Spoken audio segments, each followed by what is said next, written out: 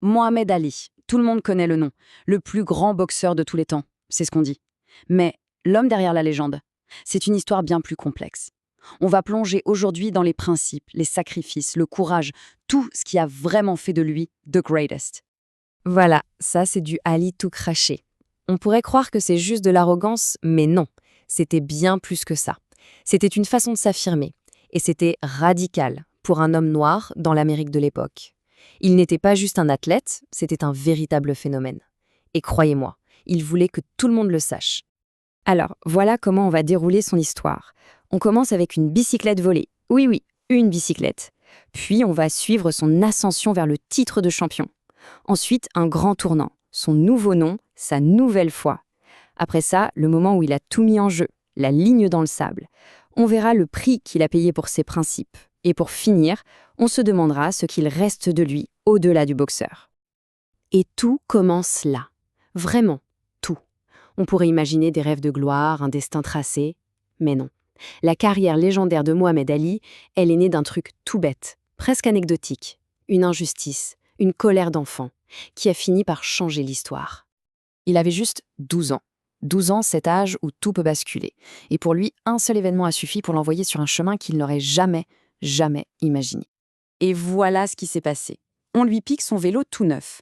Imaginez la scène. Le jeune Cassius Clay, furieux, les larmes aux yeux, il veut juste une chose, retrouver le voleur et lui régler son compte. C'est dans cet état d'esprit qu'il tombe sur un policier, Joe Martin, qui est aussi entraîneur de boxe. Et ce policier lui dit, un peu pour le taquiner, « Avant de vouloir te battre, tu devrais peut-être apprendre à le faire. » C'est cette petite phrase qui a tout déclenché. Alors il passe de la simple envie de vengeance à la quête de la gloire. Et son ascension, elle a été fulgurante. Mais on va voir que même une fois au sommet, le vrai combat, il n'était pas sur le ring. La réalité de l'Amérique ségrégationniste, ça, c'était un adversaire d'un tout autre calibre. Regardez cette montée en puissance. 1960, il décroche l'or olympique à Rome. C'est déjà énorme. Et à peine 4 ans plus tard, à 22 ans, il met le monde KO en battant le grand Sonny Liston. Il devient champion du monde des poids lourds. Il est au sommet, le roi du monde. Mais le retour à la réalité est brutal. Champion olympique, héros national, oui. Mais quand il rentre chez lui, à Louisville, avec sa médaille d'or autour du cou, on ne refuse de le servir dans un restaurant. Nous ne servons pas les nègres. Sa réponse, elle est cinglante. Je n'en mange pas non plus. Donnez-moi juste un cheeseburger. C'est plus qu'une simple anecdote. C'est une humiliation qui montre que la victoire sportive ne change rien au racisme.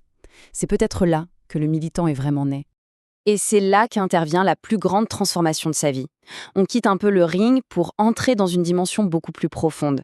Une question d'identité, de spiritualité, une véritable prise de conscience. Ce n'est pas juste un changement de nom. C'est un acte révolutionnaire. Cassius Clay, pour lui, ce n'était pas son nom. C'était, disait-il, un nom d'esclave, le nom du propriétaire blanc de ses ancêtres. En choisissant Mohamed Ali, il se réappropriait son histoire, son héritage, sa liberté. C'était un message incroyablement fort, à la fois politique et spirituel. Mais pourquoi l'islam, et plus précisément la Nation of Islam à ce moment-là? Eh bien tout simplement parce que ce mouvement lui a offert quelque chose que l'Amérique lui refusait, la fierté. On lui a enseigné une autre histoire, une histoire où les Noirs n'étaient pas définis par l'esclavage. Ça parlait d'autonomie, ça dénonçait une version blanchie de la religion, et surtout, ça lui donnait une identité bien au-delà de son nom d'esclave. Il se sentait connecté à des millions de personnes à travers le monde. Et là, on arrive au point de rupture, le moment le plus controversé de sa carrière et peut-être de sa vie. Le moment où sa foi, ses principes, tout a été mis à l'épreuve. Face à lui, pas un boxeur, mais le gouvernement américain et une question qui déchirait le pays, la guerre du Vietnam. Et la réaction d'une partie de l'Amérique a été d'une violence inouïe. Écoutez ça, c'est un animateur de télé de l'époque qui parle de lui. Un criminel condamné, une honte pour son pays, sa race. Ce n'était plus de la critique, c'était de la haine pure. Il est passé de héros à paria, à ennemi public numéro 1. La pression devait être absolument immense. Et face à cette haine, regardez sa réponse. Pas un cri, pas d'énervement. Le calme, la dignité, l'intelligence. Il corrige son interlocuteur en expliquant que sa religion n'a pas de couleur. Il y a des musulmans blancs, bruns, noirs. Il ne se défend pas seulement, il en profite pour éduquer. Il transforme une attaque en une leçon. Même sous pression, c'était lui le maître. Forcément, tenir tête comme ça a un prix. Et pour Ali, le prix a été exorbitant. On parle de tout sacrifier. Sa carrière, son titre de champion du monde, son argent, Tout ça alors qu'il était au sommet de son art. Regardons un peu en détail ce que ça lui a coûté. Sa raison, elle était simple, directe et pour lui, non négociable. Ce n'était pas un calcul politique, c'était sa foi. Nous ne participons à aucune guerre pour ôter la vie à d'autres humains, à moins que ce ne soit une guerre sainte, c'était une obligation religieuse. Point final. 8 200 000 $. C'est le chiffre. C'est une estimation de ce à quoi il a renoncé. Les combats pour le titre mondial, les pubs, les films, il a tout balayé d'un revers de la main. Complètement fou pour certains, mais pour lui, c'était juste le prix à payer pour être en paix avec sa conscience. Et ce n'est pas tout. Il risquait aussi ça. 5 ans. 5 ans de prison. Le champion du monde risquait de passer le sommet de sa carrière derrière les barreaux. Tout ça pour avoir dit non à une guerre. Et au final, même sans aller en prison, le verdict est tombé. 4 ans. 4 ans d'exil forcé. Pour un athlète de son niveau, c'est une éternité. On lui a retiré son titre, sa licence. Il a été banni du sport qu'il dominait, en plein dans ses meilleures années. Finalement, la Cour suprême lui donnera raison. Mais à ce stade, son histoire dépasse déjà largement le sport.